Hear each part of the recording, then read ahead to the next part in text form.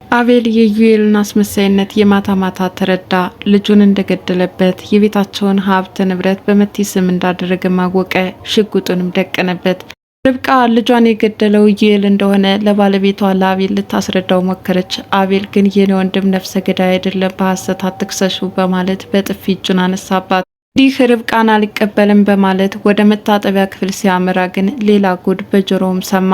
ቃጎት በመምጣቱ ነገሮች እንደተቀያየሩና ከባድ አጣብቂኝ ውስጥ እንደገባም ለጓደኛው ደውሎ እያስረዳው ነው። ጓደኛው ምንም አያመጣም በሚል ስሜትም ፍርሃት እንደሌለበትም ኢዩኤልን እየነገረው ነው። ኢዩኤል ምን ማለት ነው ምንም አያመጣም? ልጁን እንደገደልኩበት ሲያውቅ ሀብት ንብረቱን በመቲ ስም እንዳደረግኩት ካወቀ ቤት ነው በእኔ አንዳች እርምጃ መውሰድ የማይችለው እያለም ሲናገር አቤል ከፊቱ ላይ ተገትሮ ይሰማው ነበረ። ወደሆኑ ተምዘግዝጎ ወደ መኝታ ክፍል ማመራ። ሽጉጡን መዘዘ።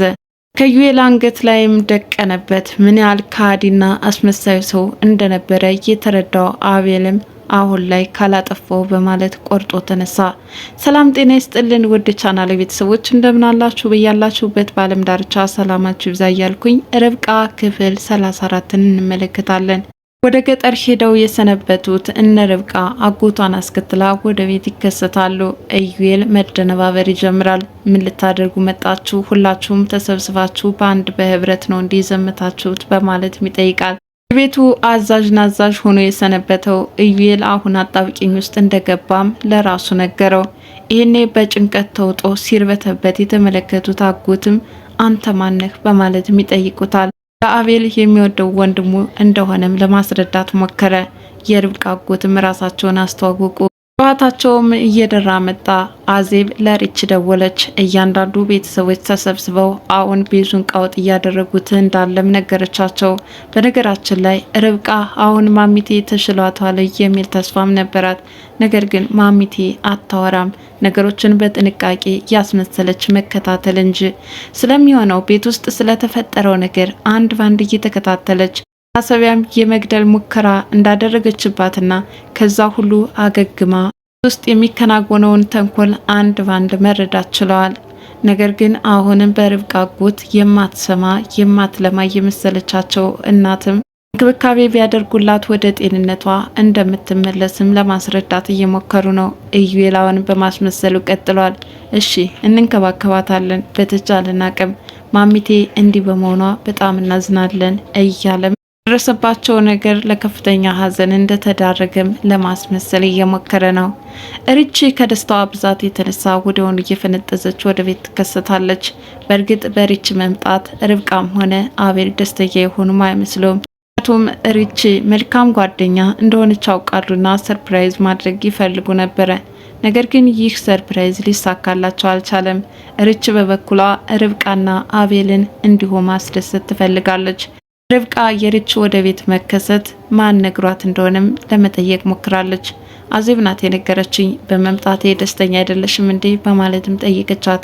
አይ ደስተኛ ነኝ፣ ነገሩን ሰርፕራይዝ ለማድረግ አስፈን ነበረ አለቻት። አዜብ ነግራት ወደ ቤት እንደተከሰተችም ተናገረች። አዜብ ኢዩኤል በህይወታቸው ላይ ምን ያህል ተንኮል ሴራ እያሴረባቸው እንደሆነ ለሪች ነግራታለች። ሪች በቀጥታ ለመናገር ቢከብዳትም ኢዩኤል ግን የህይወታቸው ሰንሰለቱ ነው እጅግ አስቸጋሪ ነገርን እየፈተናቸው እንደነበረም ለማስረዳት ሞክራለች። ርብቃ የዩኤልን ማስመሰል በደንብ ተረድተዋለች። የልጇ ነፍሰ ገዳይ እንደሆነ ማውቃለች። ይህንን በግልጽ መናገር እንዳለባትም ለራሷ አሳምነዋለች።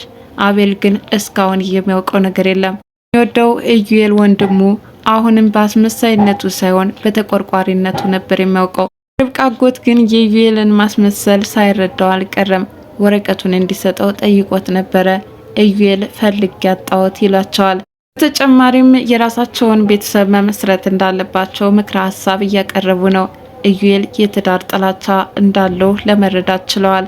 እች በበኩሏ የምታስተካክላቸው ቅድመ ሁኔታዎች ስላሉ አሁን ላይ ትዳር እንደማትይዝ ትናገራለች። እርሳቸው ግን በወጣትነታቸው ትዳርን ያዙ እያሉ አበክረው ይመክራሉ። ግን ከትዳር የሚተርፈው ጭንቀት እንጂ ሌላ ምንም አንዳች ደስታ የለውም በማለት ትዳር ያለውን ጥላቻ ለመግለጽ እየሞከረ ነው። ርብቃና አቤል ግን ምን ያህል ደስተኞች እንደሆኑም ይቀናቸው እንደነበርና ህይወታቸውን ለማመሰቃቀል ያልሄደበት ጎዳና እንደሌለ ሁላችንም የምናውቀው ነገር ነው። መታሰቢያ ወይም አሁን የዩኤል ፍቅረኛ ሆና እየተከሰተችው ልጅም ስልክ በመደወል እቤታቸው ምን እንደተከሰተ ለመጠየቅ እየሞከረች ነው። ሁሉም ቤተሰቦች መጥተው ቢዚ እንዳደረጓትና አዜብ ስልክ ማንሳት እንዳልቻለችም ትነግራታለች።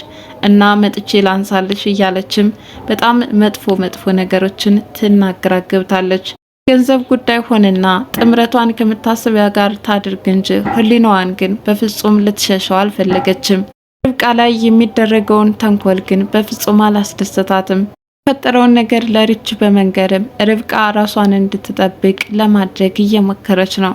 ቤተሰቡ ተሰብስቦ እየተጨዋወቱ ባሉበት ሰዓት ማሚቴ የሆነ ምልክት ታሳያለች። ምልክትም ማሚቴ የሆነ ነገር ስትፈልግ እንደምትናገረው አዜብም ሆነ ሪች ተረድተዋታል። ርብቃ አጎትም ያስረዱት ይህንኑ ነው።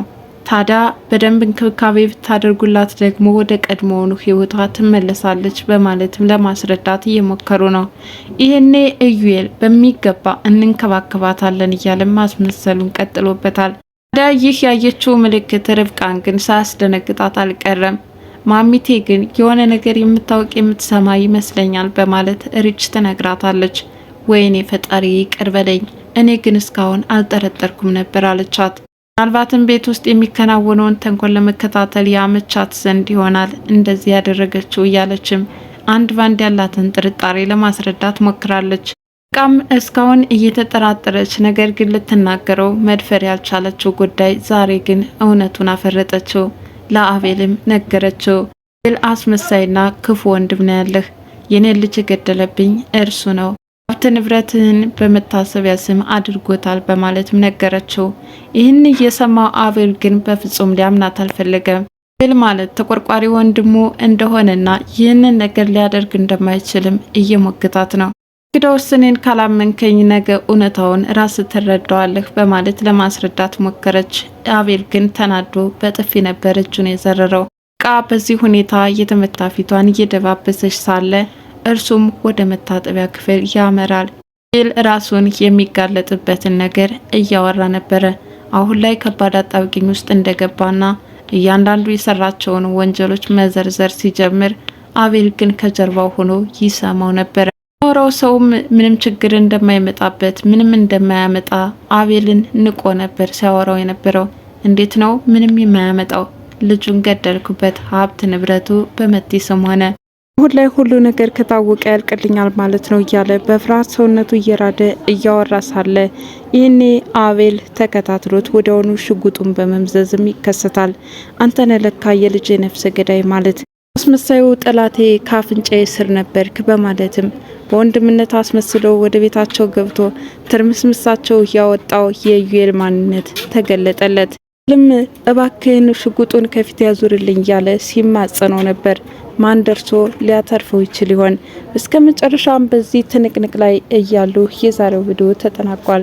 በቀጣይ ክፍልስ በምን እናገኛችኋለን? ተከታትዬ የማቀርብላችሁ ይሆናል።